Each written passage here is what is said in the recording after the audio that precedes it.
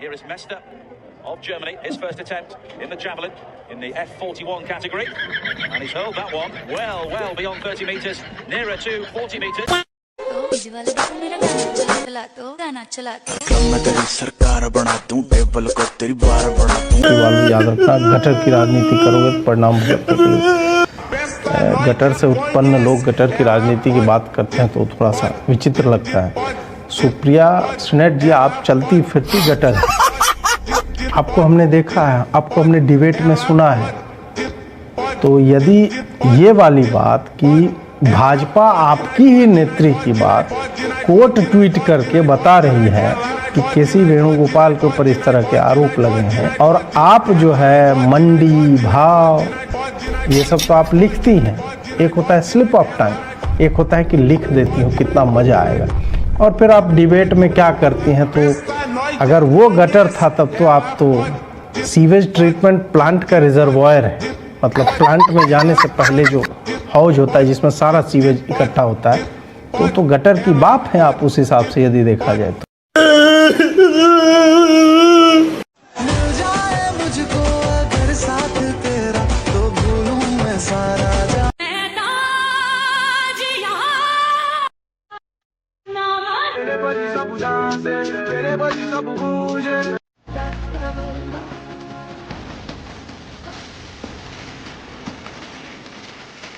I don't know what it is, but you have got it. हमारे बच्चे आज के टाइम पे सक्सेस होंगे। आप चाहे मुझसे मत पूछिए, मेरे बच्चे से पूछिए कोई सा भी सवाल, इंग्लिश में पूछिए चाहे हिंदी में पूछिए। ऐसा बच्चे है जो फर्स्ट आया है। दिल्ली सरकारी स्कूल में पढ़ते हैं? हाँ जी। कौन सी क्लास में हो? 2-3। अच्छा, और क्या क्या आता है आपको वैसे? सब आता है। सब आता है। भारत की राजधानी क्या है? ये नहीं आता। भारत की राजधानी नहीं आता।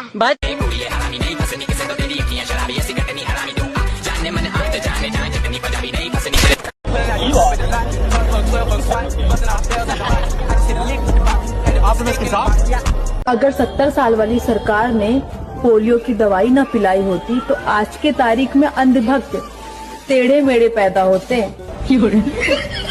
अगर जो 10 साल वाली सरकार ने कोरोना वायरस की दवाई नहीं बनाई होती ना, तो पूरी दुनिया में लाखों लोग मर गए होते। और हाँ, तुम जैसे चमचे या इंस्टाग्राम पे आकर के हग नहीं रहे होते।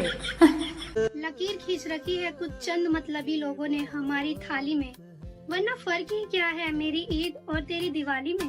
जमीन आसमान का फर्क है तेरी ईद और मेरी दिवाली में। तेरी ईद पर मासूम बेगुनाह जानवरों की जान ली जाती है और मेरी दिवाली पर लोगों को मिठाइयाँ बांटी जाती है। बहुत फर्क है मेरे राम में और तेरे वाले में।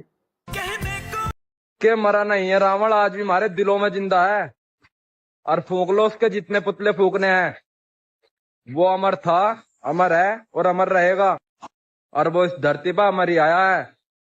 जय भीम। सबसे पहली बात, रावण ब्राह्मण था, रावण वेद पुराण जानता था, रावण बहुत बड़ा विद्वान था। अब तेरे चाहे वो दिल में हो चाहे कहीं भी हो, लेकिन मेरे लिए तो वो मर चुका है। अब तू उसको बाप बना के बैठा है, वो तेरी गलती है, समझा? नीले अंडे। ला एड्रेस बता दे, जलेबी भिजवा दूं लल्ला। अपनी 2 रुपये की कमाई से हमको जलेबी भिजवा दोगे तो तुमको ताउम्र गोबर ही खाने को मिलेगा सिर्फ। अरे अपना एक्सपीरियंस क्यों शेयर कर रहे हो आप हमारे साथ दीदी भैया? मोदी जी ने जो शौचालय बनवाए हैं उसमें 2 रुपए की जलेबी के शिप के गोबर तो आपको और आपके साथियों को खाना पड़ रहा है। और सल्यूट हम लोगों को है कि हम इस गोबर को रोज इंटरनेट पे हकते हुए देखते हैं। आज इस गोबर को रोते हुए देख के बहुत अच्छा लगा। जब लक्ष्मण रेखा अगर इतनी ही शक्तिशाली थी तो लंका के चारों तरफ खींच दी होती, राक्षस बिना युद्ध किए ही मर जाते। तेरी माँ ने शादी करना उचित समझा, वो चाहती तुझे हमसे भी तो पैदा करवा सकती थी। हमारा वजूद एक हार या एक जीत से तय नहीं हो सकता। गोविंदा ने करिश्मा से कहा सरकाई लियो खटिया। अब मैं आ गया हूँ, शायरी सुनाऊंगा एकदम घटिया। रात में निकलता है चांद, रात में निकलता है चांद, और हरियाणा वालों ने मार ली कांग्रेस की वोट। मारी इतनी गई कि लगा हो गया कांड। सारे कांग्रेसी छुपाए छुपाए फिर रहे हैं अपनी कमर। धरती हिली, पाताल हिला, हिल गया ब्रह्मांड। कांग्रेसी बोले इतनी क्यों तोड़ी गई हमारी अकड़। इतने में ही हाई कमान से आई कमांड, सारे घर आ जाओ, देखे कहां कहां से टूटी है तुम्हारी भरोसा। और भाई साहब, कोई नहीं कहेगा मेरी शायरी को बुरा, कोई नहीं कहेगा मेरी शायरी को बुरा। अगर राइमिंग नहीं हुई तो बताओ मन में क्या हुआ। भारत इकलौता ऐसा देश है जहां 2 बच्चे पैदा करने वाले की आबादी 100 करोड़ और 12 बच्चे पैदा करने वाले की आबादी 20 करोड़ है। बेटा, आज से 25 साल पहले 2 बच्चे पैदा करने वालों की आबादी 90 करोड़ थी, जो आज जाकर 100 करोड़ हुई है। और वहीं पर 25 साल बाद 12 बच्चे पैदा करने वालों की आबादी पहले 2 करोड़ थी, तो अब जाकर 40 करोड़ हो गई है। अब तू ही देख कि किसकी आबादी बढ़ी है। जय श्री राम। भगवान जब सब चीज देख रहा है तो फिर मंदिर में सीसीटीवी कैमरा क्यों? तेरे जैसे चोरों पर नजर रखने के लिए।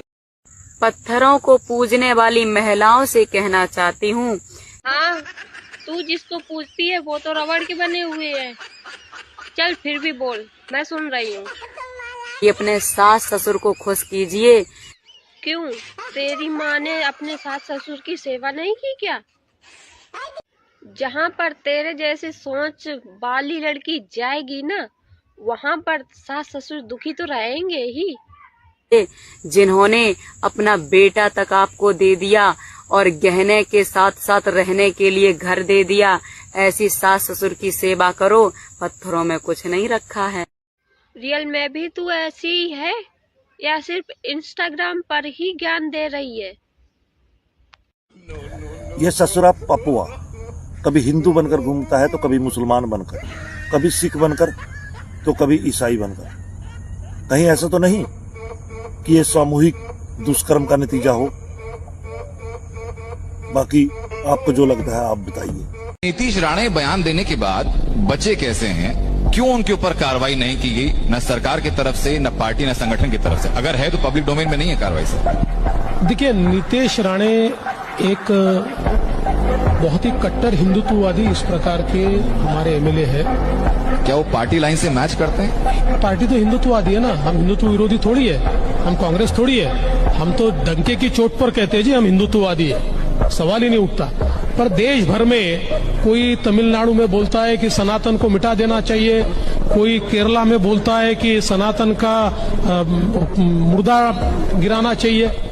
इसके ऊपर कहीं कार्रवाई होती नहीं, इसके ऊपर कोई बोलता नहीं है, इसके ऊपर कोई डिबेट भी नहीं होता है। लेकिन इसका मतलब ये नहीं है कि हम नीतीश राणे को हिंदुत्व की बात करने से रोके, हम नहीं रोकेंगे। इंडिया गठबंधन रहेगा और साथ लेके चलने का काम मैं माता हूं जो इसमें साथ लेकर के चलने का काम समाजवादी लोग करेंगे। कि आप ऐसे कौन से मुसलमान हैं जो हनुमान जी की मूर्ति अपने केबिन में रखते हैं पार्टी कार्यालय के? ये क्या जवाब देंगे? इनके पास ऐसा कोई जवाब नहीं होगा।